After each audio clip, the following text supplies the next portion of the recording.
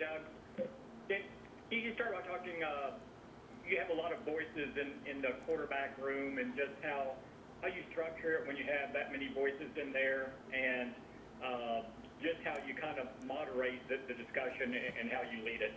Well, obviously to have the amount of information experience that we have in the room, I think is outstanding. When you can create those type of environments that have experience and knowledge, when you start to talk about things, you can get different people's perspectives and how they've done it before, and hey, we're seeing this trend or this and that. And I think that the collaboration in the room has been outstanding. Obviously, Kellen and Mike working together, and then, obviously I'm there to kind of guide the room, so to say, as how we're moving through things.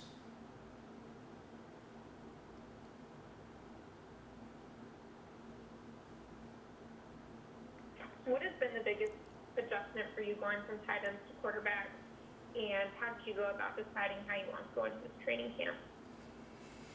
Well, to answer the first part of your question, it was a natural adjustment for me. Obviously, spending all of my career at the position except for the last 2 years. So it's been a fun transition to go back to the position. Obviously, really enjoyed the 2 years working here with the tight ends. That was a lot of fun, great experience.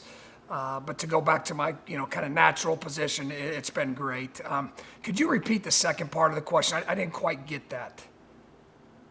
How did you go about preparing for training camp? And I guess to add to that, what did you learn about Dak Prescott that you maybe saw from afar last year, but now you know up close? Well, obviously, we're all in unique circumstances, and training camp is different this year. So it's been an adjustment. We have to adapt. We have to improvise. And we've talked about it numerous times. This is the times we're in. The teams that adapt the best, that can stay focused on the task at hand, are going to be the teams that have the best chance for success.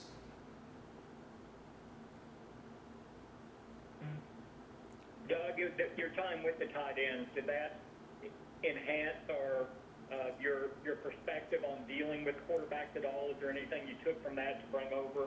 And also, you've had a chance to see and be around Dak, but now that you're working with him even more hands-on, has your perspective on him changed in any way? Well, back to the first part of the question, working with the tight ends, when you look at the position, it's very unique. It's a combination of a lot of different things. You're tied to the running game, you're tied to the passing game, and really when you look at the position, you really, besides the quarterback, really have the kind of the second most responsibility on the unit as far as being tied to everything, and the line structure is kind of the line structure, and the receivers are kind of the receiver world. So I think my experience being in the quarterback world allowed me to make that transition relatively smoothly. I don't know. Hopefully it helped those guys a little bit. I don't know. They may differ, but you'd have to ask them. And then going back to Dak, obviously, from the day I got here until now, just nothing but the utmost respect for the way he approaches the game, his day-to-day work ethic, first guy in, last guy out, stand-up guy. You just can't say enough about the character of the man, not just the great football player that he is. How hard is that to evaluate those two young quarterbacks? How much is Dak behind this season? Oh, I got guys, I got a couple here. I didn't catch anything there. How much was Dak behind on the verbiage for missing the offseason, the virtual offseason program, and how is he now? Well, the thing about Dak Prescott, he's a pro's pro. So, obviously not being part of the offseason was a little bit of a setback, but Dak prepared himself in his way. And since the day he got here, he was on top of things. Like all of us, though, going through an adjustment from a communication and terminology standpoint, some different things that we're doing. So we all have a learning curve, and Dak has done an outstanding job. Feel great about where he is today and where we're headed. How hard is it to evaluate those two young quarterbacks without the benefit of a preseason game?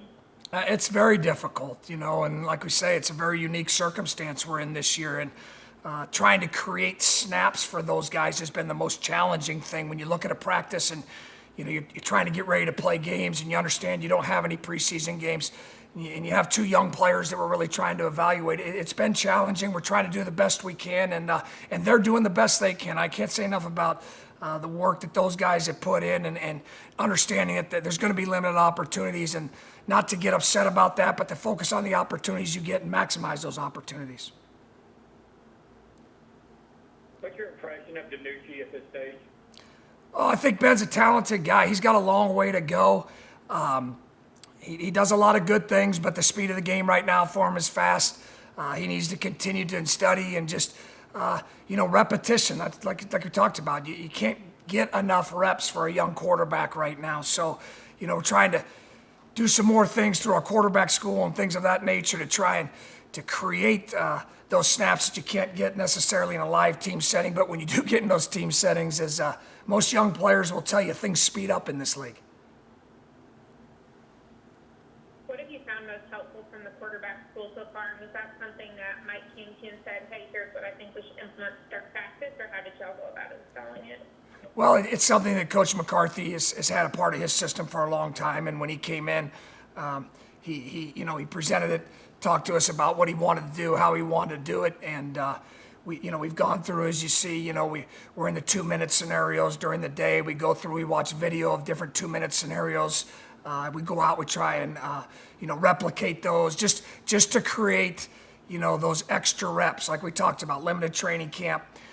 You look at how many games are won and lost in 2-minute drills throughout the season, and it's important that we be very, very good in those situations. So we spend time on that. The other thing is, limited snaps. Can we create those, cheated snaps, so to say, the installation snaps on footwork and those type of things in the drill work, where really, you'd like to see him over an extended training camp. You're going to get more team reps to do that. Well, we're not, so we've got to try and simulate some of it, really dial in on the footwork and the timing of certain throws and things that you just don't get a lot of reps of throughout a camp.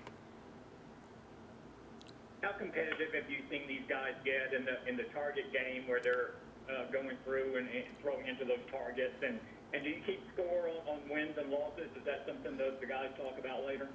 No, they're not competitive at all. They just went in the quarterback room and drew a big board up with their names, and they tally it every day. Yes, they love it. It's natural for those guys. Obviously to play their position at the level they play at. They're all such great competitors. And, there's definitely some ribbon going on, but there's definitely a scoreboard, and they know who won and who lost. Who's on the top right now? I can't disclose that. You know that? That's top secret.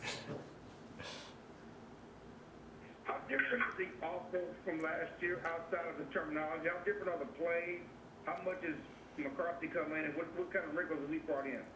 Well, like we talked about it, there's a collaboration in the room, and a lot of good things that we did last year here that we can build on. A lot of things that they did in Green Bay that we can either, add to or mesh the two together to develop maybe a new concept here or there. But that collaboration, is leading us into our 2020 Dallas Cowboys offense. So it's an ongoing discussion. We're always looking to tweak things and do things better. And like we talked about before, there's a lot of experience in the room, so it's been great collaboration. I was curious what Dalton Schultz obviously didn't play too much last season, given the presence of Jason Witten and Blake Jarwin, but what are your impressions of him? We're seeing him a little bit more here in camp. Just your overall impressions of his game and maybe even his usage last year relative to perhaps expectations this year. Well, Dalton's a very versatile player, and we knew that when we drafted him from Stanford, and he's done a nice job in his first couple of years. Obviously, a young player that's gotten better and better, and I think that's a better question for Coach Wells and Coach McCarthy to elaborate on, but I really enjoyed the 2 years I worked with Dalton. What is Andy Dalton's experience considering so far? Well, anytime you add the type of player that we were able to add in Andy, a guy that's been in the league the number of years he's been, 3-time Pro Bowl, the guy's thrown for over 30,000 yards. He's just been outstanding. Just the camaraderie he and Dak are developing. It's great to watch, and just the example he sets for the young players in the room. It's just, we're fortunate to have Andy.